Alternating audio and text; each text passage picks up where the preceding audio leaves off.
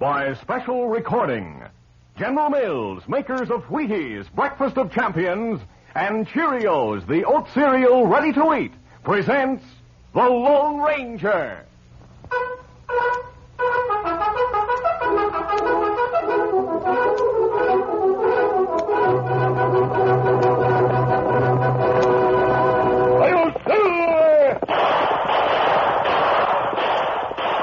A fiery horse with the speed of light, a cloud of dust, and a hearty Hi-Yo Silver, the Lone Ranger.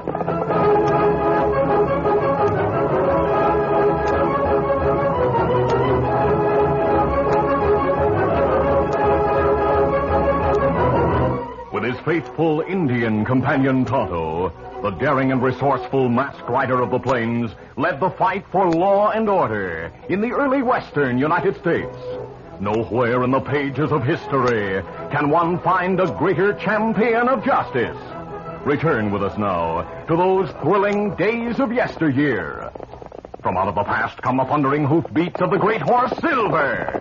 The Lone Ranger rides again. Come on, Silver. Let's go, big fellow. Hail, Silver! Away!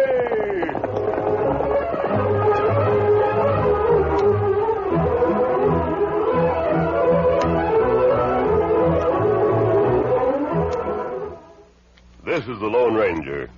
If you want to be a champion at anything, remember, others have done it in spite of obstacles.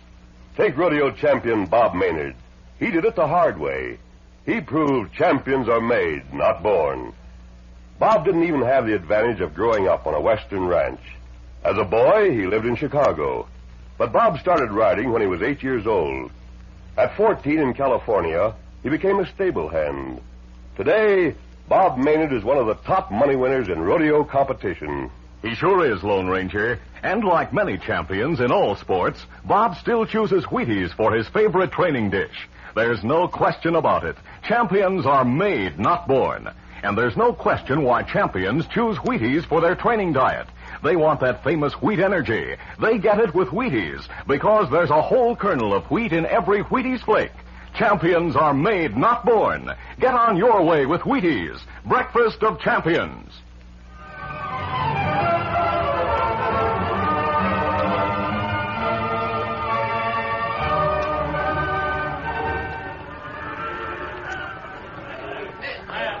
The Indian nation embraced the territory that is now Oklahoma and extended from the northern border of Texas to the southern border of Kansas. The herd of cattle being driven northward through the nation was a small one. It was dawn when the herd riders, guiding the animals along a trail that wound through the hilly country, rode into the ambush. The Texas cowmen were unprepared, and their attackers, outlaws disguised as Indians, outnumbered them 3-1. The fury of the rustlers' onslaught and their blazing guns overcame the Texans before the latter could save themselves and their herd.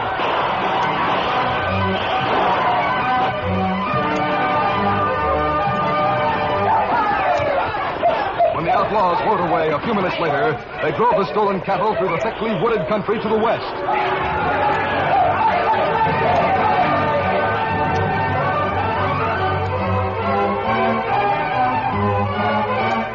Choctaw Plains, a once thriving community in the Indian Nation, had become a ghost town.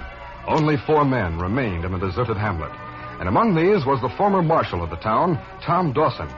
Though his office had long been abolished, Tom still wore his badge and was called Marshal by all who knew and remembered him. Ho, ho, ho, ho. On the afternoon of the ambush, a rider galloped into Choctaw Plains and ran into the ramshackle house where Tom Dawson and the 3 other pioneers were playing cards. Marshal, the Indians are on the warpath. I just came across a lot of dead and wounded trail hands from Texas on the main road near Twin Hills. I was able to bandage some of them, but they'll need help.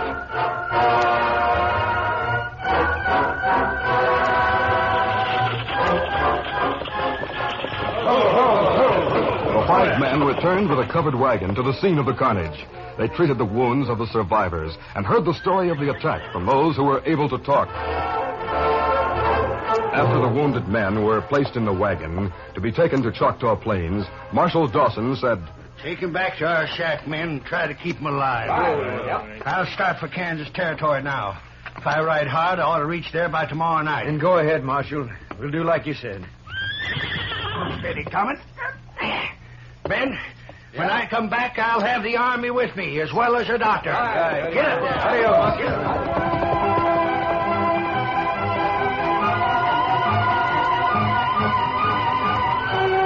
Later that day, near sunset, miles from the scene of the attack, the murdering rustlers rested, safe in the secret canyon that was their hideout. Oh, well, is it? Gang leader Ford Gary returned from inspecting the stolen cattle, now grazing in the lush fields. He stood talking to Joe Ramapo, one of the rustlers. Joe, that's a fine lot of beef. They'll take on weight, too, with all the grass and water down here. Yeah. They'll be worth plenty when we take them into Kansas later on. Oh. Are you going to start changing their brands tomorrow? No, we have plenty of time. Nobody will ever locate us in this place. When the time comes to start our drive to Dodge City, we'll have 10 times as many cows as we have here now. 10 times as many? Oh, boss, you're kidding. No, I'm not. I have Red Seward and Doc Belden planted in one of the North Texas ranches, the Circle R.O. They'll notify us when the Circle R.O. herd quits Texas and heads this way. Like Pete did about that bunch today. The Circle R.O.'s a big outfit, boss. Sure is. Red's worked himself in with old man Ogden, the owner. Red sent word he thinks they'll be driving more than 2,000 head. Hey, boss, you don't expect to take over 2,000 cows, do you? Well, that all depends on what... Joe, look. Someone's driving down from the rim. Boys, get your guns out. Right. All right. Boss, it must be one of our men. Nobody else would ever find their way through that slit in the rocks up there. We can't take chances. Keep that hombre covered all the way. Boss, that looks like Doc Belden's horse, see? Yeah. Hey, that is Doc Belden. Ah, you're right. Put your guns away.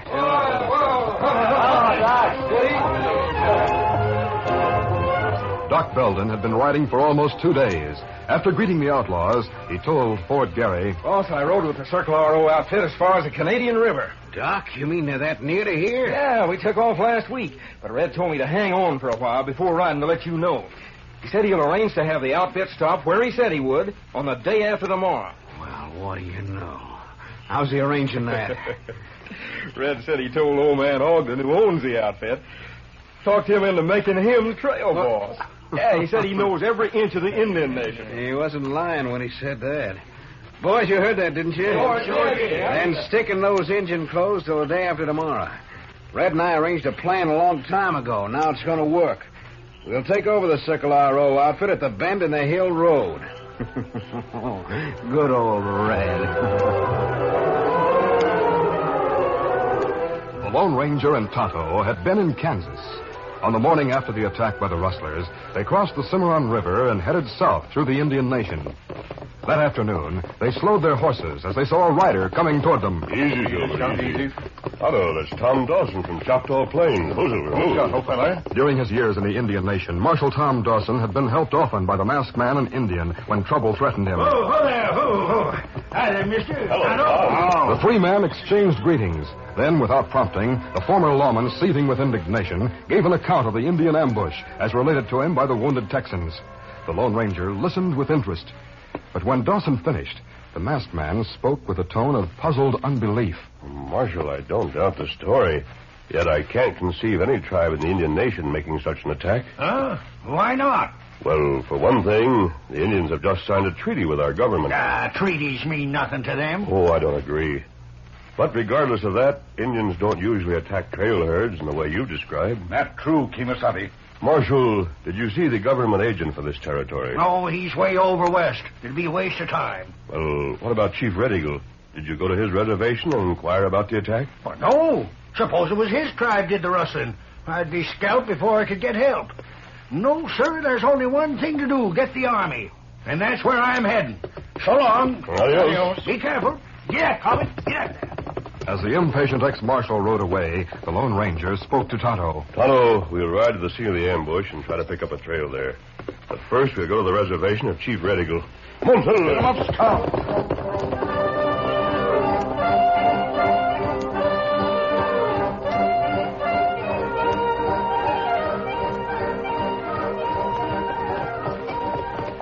When the Lone Ranger and Tonto reached the reservation of the great Chief Red Eagle that night, all was quiet.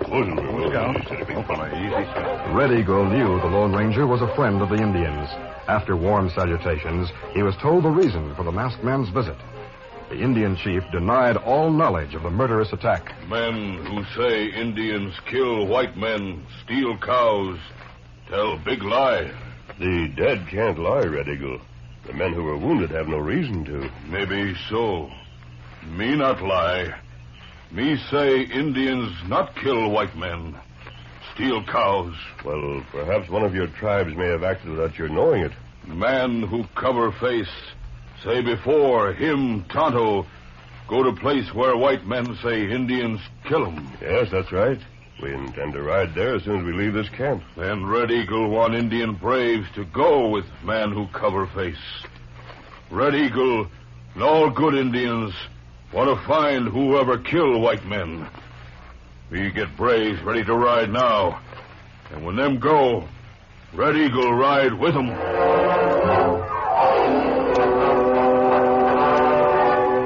Less than an hour later, after messengers had been sent to other tribes, Chief Red Eagle and his warriors rode from the reservation with the Lone Ranger and Tonto.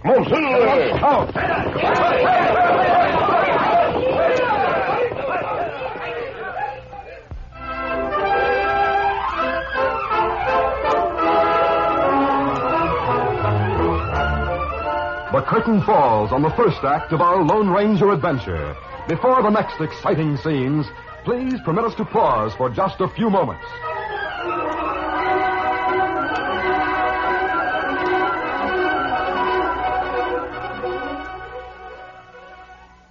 Did you ever hear of a cereal box that sings? Well, I'm going to tell you about a special Wheaties box that practically does just that. Here, listen to a few seconds of this record. Pony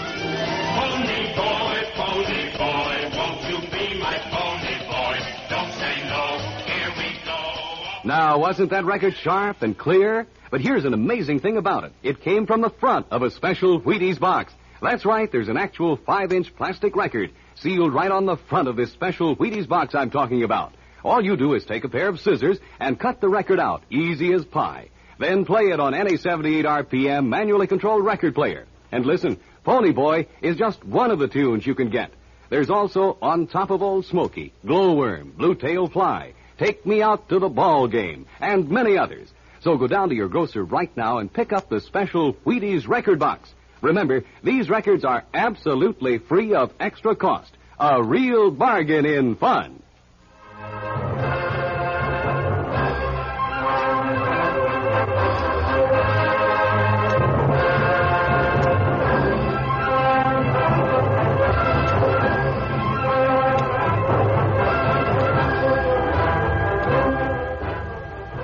Now to continue. Shortly before noon, Fort Garry and his band of rustlers, all in Indian disguise, prepared to leave the secret valley. Boys, this is our biggest job. We're going to have to do more shooting than we ever did before. And we got to keep the cows from stampeding when we do. Red's driving the herd over the back trail. You know how the trail narrows after the turn at Snake Bend? Yeah, we know. And how there's a lot of boulders on both sides of the road? Yeah. Between the road and the woods? Yeah, we know. Well, that's where we'll be waiting. Some of us on one side of the road and some on the other. Joe. Oh, yeah, boss? You stay here with Tex and Slim and keep an eye on the cows. And watch the entrance. I don't think we're ever going to have visitors here, but it's best to keep on the lookout, just in case we do. All right, boss. Come on, Tex. Slim. The rest of you boys, follow me. Get it! Come on!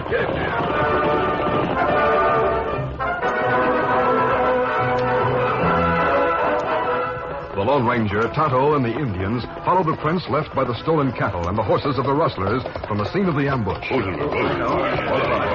The trail ended at the entrance to the secret valley from which the rustlers had ridden away but a few minutes before.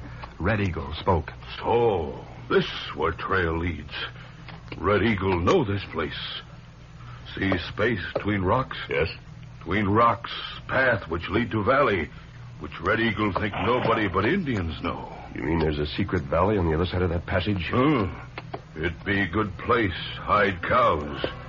Come, we ride and see.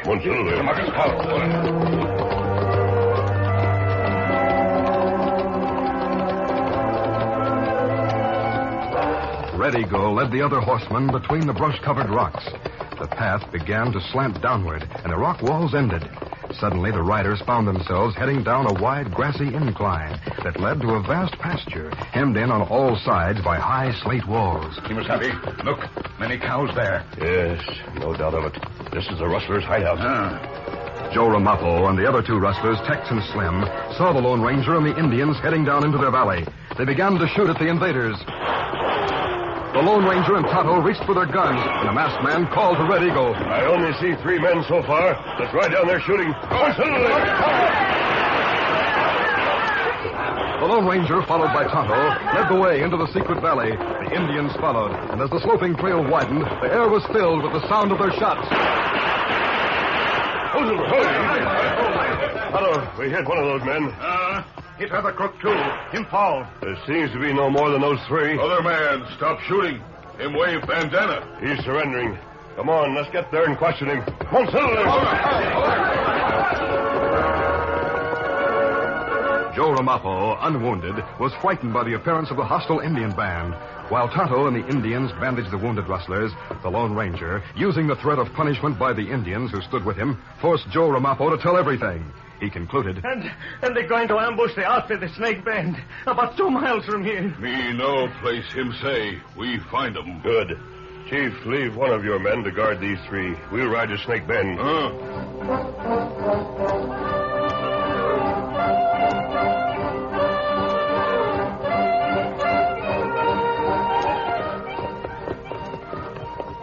The Lone Ranger, Tonto, and the Indians rode from the secret valley.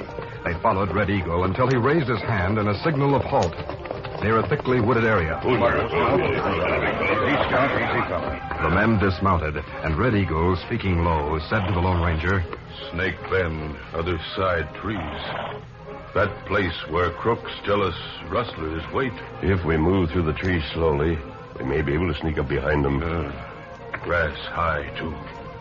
Crawl through grass. Then let's start crawling. Come on, fellow.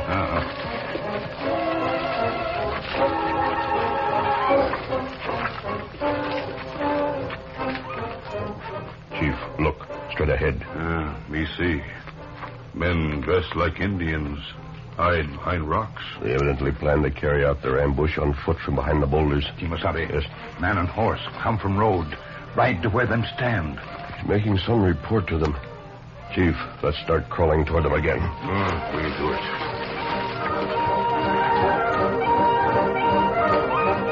The horseman who had come from the road to where the rustlers waited behind a giant boulder was Doc Belden. He'd been sent to locate the whereabouts of the Circle RO herd and was now giving Ford Gary the information. Boss, I located them. They're on the back trail about a mile or so from here. They'll be along soon.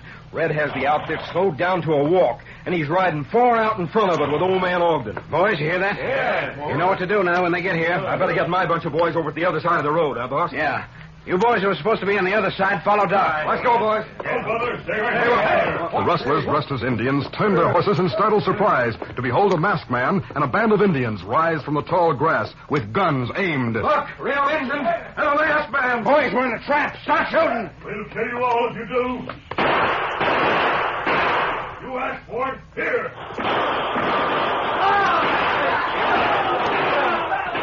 The masked man and the Indians with him were firing before the rustlers could use their guns effectively.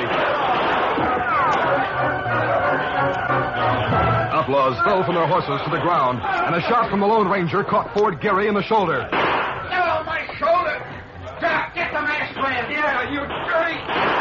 You're too slow, mister. Kimasabi, look. Outlaws raising hands. Some of the outlaws, seeing their leaders shot and finding little chance of escape, were raising their hands in surrender. Don't shoot. We give up. It's no use fighting. We're not going to get our money. So we give up. Yeah, I'm not going to lose my life for no reason. All right. All of you, throw your guns down and raise your hands. If you don't... Do what the masked man says, boy. That's it. Red Eagle, suppose you have your men look after these killers.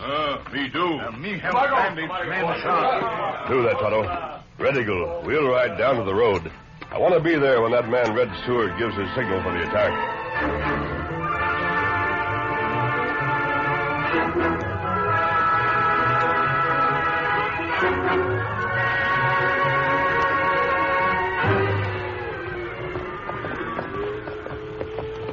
Red Seward rode far ahead of the herd with rancher Russell Ogden.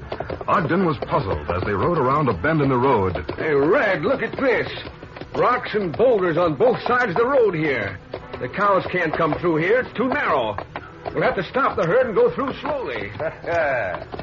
Yes, sir, that's what I figured. What? It'll make things easier. What are you talking about? Ho. All right, boys. Get ready to shoot them down. They'll be here in a minute. Are you crazy?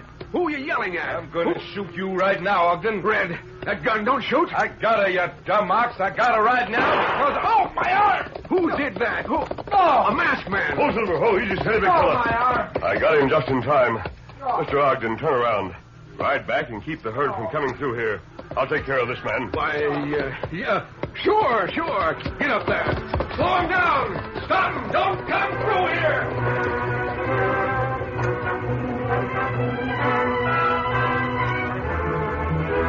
The sun was low in the sky. The entire Circle RO herd was grazing alongside the back trail, a short distance from the bend where Russell Ogden had succeeded in stopping the animal's progress. A band of Indians stood guard over the rustlers, who, on close inspection, resembled not at all the Indians they pretended to be. Mr. Ogden was talking to his riders and to Chief Red Eagle. And that masked man crippled Seward's arm and saved my life. He also saved my stock when he did that. But they might have been crushed. They might have stampeded. They might have... Well, anything might have happened. But it didn't, boss. That's all that counts. You're right, Harry. Our cattle's safe, and the outfit that was ambushed a few days ago will get theirs back from that secret valley. Red Eagle, braves, ready to take crooks to meet soldiers who come with Marshall. We'll help you, Chief. We'll go back to the main trail and head north together. Too bad the masked man didn't stay with us to see final justice done to these crooks. Final justice being the gallows. Man who cover face do everything to get crooks. When him do that, him let law do rest. I know he certainly has done everything for me. Him do everything for Indians, too. Prove Indians not kill white men. If him not come and tell Red Eagle, maybe soldiers, Marshal, never believe Red Eagle not kill white men, steal cows. All I can say is a lot of things did happen, just like a lot of other things didn't. And like we all agree, the dids and the didn'ts were only possible because of that fella you call the Lone Ranger. Hi-yo, Silver! Hi!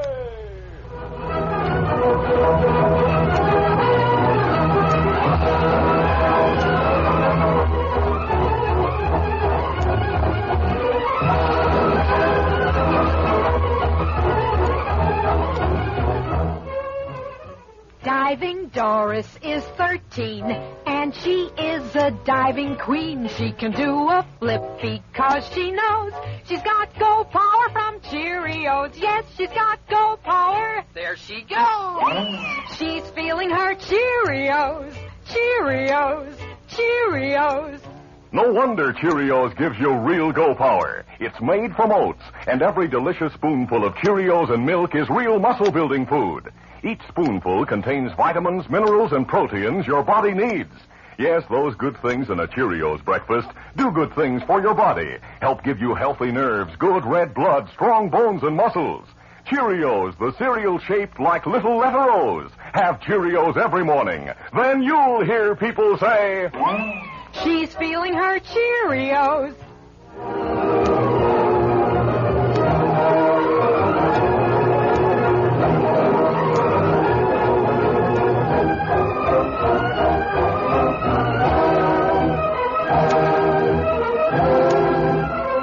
The Lone Ranger, a copyrighted feature of the Lone Ranger Incorporated, is created by George W. Trendle, produced by Trendle Campbell Muir Incorporated, directed by Charles D. Livingston, and edited by Fran Stryker.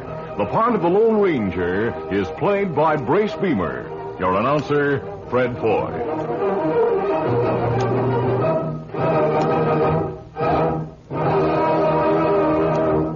The Lone Ranger is brought to you by General Mills every Monday, Wednesday, and Friday at this same time. Be sure to listen. This recorded program has come to you from Detroit. This is ABC Radio Network. You've been listening to the OTR Gold Network. Find more classic radio at otrgold.com.